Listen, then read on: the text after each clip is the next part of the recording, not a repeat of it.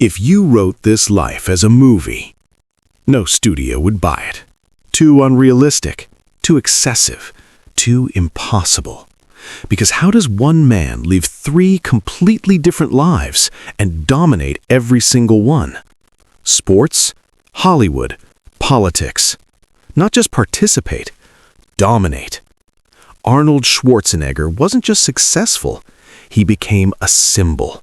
The ultimate version of the American dream. But here's the part people ignore. Dreams don't build monuments. Pressure does. Pain does. Obsession does. Because behind the billion-dollar smile was a man running from a past that refused to let him breathe, a past that built his empire and nearly destroyed everything he loved. We saw the Terminator. We didn't see the husband living a double life for over a decade. We saw the invincible action hero. We didn't see the man struggling to breathe after a surgery went wrong. So the real question is, what does total ambition actually cost? And where does a fire like that even begin? To understand the legend, we have to leave Hollywood behind, back to a broken country, back to the ruins.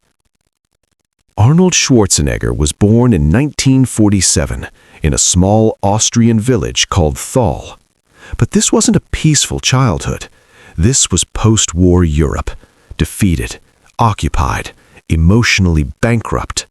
The country was still recovering from the wreckage of World War II.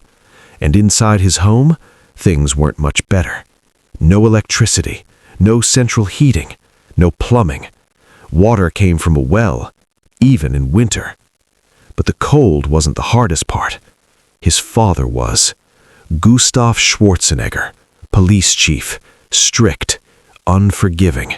A man shaped by war and hardened by loss. He believed in one thing: order, discipline, control, and he enforced it at home. Childhood wasn't freedom, it was competition. Arnold and his older brother were constantly compared. Winner praised, loser ignored. A system designed to break one and elevate the other. Most of the time, Arnold lost. He was criticized, mocked, sometimes beaten. Not unusually, just consistently. And something inside him changed. His brother cracked under pressure. Arnold didn't. He detached, emotionally, mentally. He stopped seeing his home as a place he belonged. He began to feel like an outsider, an observer, a stranger in his own life. And that's when the thought appeared, I'm meant for something else. But belief without direction is useless. He needed a plan, and he found it in the dark. A movie theater, newsreels of America, bright lights, skyscrapers, people who looked like they were winning. It was the opposite of everything he knew. Gray versus gold, defeat versus dominance. That's when America became the target, but he still needed a path. Then one day, he saw it. A magazine, Reg Park, bodybuilder, Mr. Universe, movie star. 3 steps, that was it. Bodybuilding, America, movies. Simple, clear, relentless. He didn't dream anymore, he executed. His parents didn't understand it. His mother worried. His father dismissed it. But it didn't matter. The fire had already started. He trained like someone being chased, breaking into gyms when they were closed, lifting in freezing conditions, hands sticking to cold iron. This wasn't fitness. This was escape engineering. Every rep, a step away from his past. Every drop of sweat, a rejection of his environment. Then came the military, at 18. But even there, he refused to conform.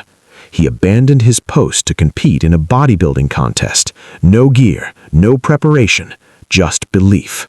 He won, came back, was thrown in jail. And for the first time in years, punishment felt like progress. Because in that cell, he realized something dangerous. The rules don't apply to me.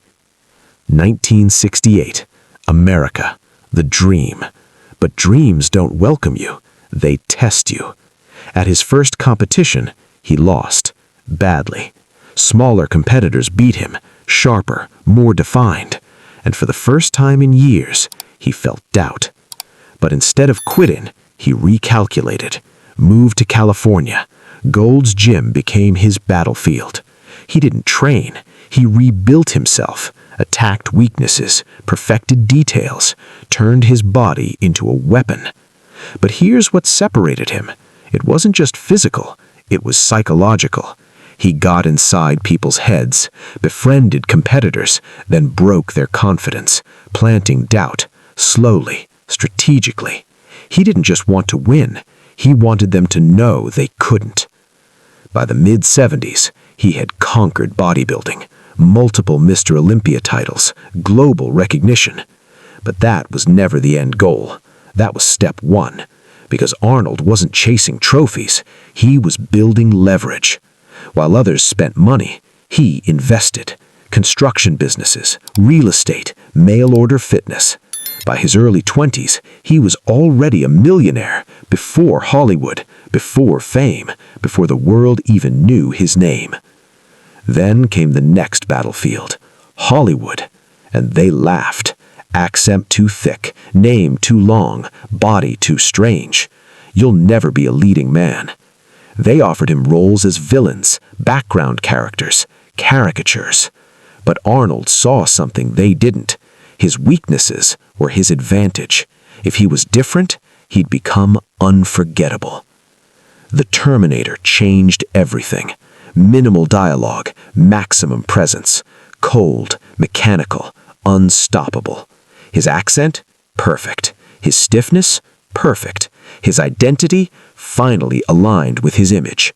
I'll be back. 3 words. Immortal. And just like that, the man they rejected became the face of an entire era. But kings need rivals. Enter Sylvester Stallone. What followed wasn't competition, it was war. Bigger movies, bigger guns, bigger bodies. They pushed each other to extremes. And Arnold? He played smarter, manipulated narratives, controlled perception, even tricked Stallone into bad decisions. He wasn't just strong, he was strategic. By the 1990s, he had everything. Money, fame, power, married into American royalty, the perfect image. But perfection hides cracks. Rumors started, behavior questioned, boundaries ignored. Because when you believe you're untouchable, you stop respecting limits. Then came politics. 2003, California in chaos, and Arnold saw opportunity. He didn't campaign, he performed, and people believed him because they didn't want a politician, they wanted a hero, and he became one. Governor of California, the immigrant, now in charge of one of the largest economies in the world. But real life isn't a movie. You can't defeat consequences. You can't outrun truth. Because while he governed a state, he was hiding a secret, a child, a second life, a betrayal buried inside his own home. And when it came out, it didn't just damage his image, it shattered it. Marriage gone, reputation fractured, legacy complicated. This isn't just a success story, it's a warning. Because ambition at this level doesn't just build, it consumes. Arnold Schwarzenegger didn't just chase greatness, he chased escape. And in doing so, he became everything he ever wanted, but lost control of the one thing that mattered most, himself. Because sometimes, the bigger the life you build, the harder it is to hold it together. And sometimes, winning everything means losing something you can't replace.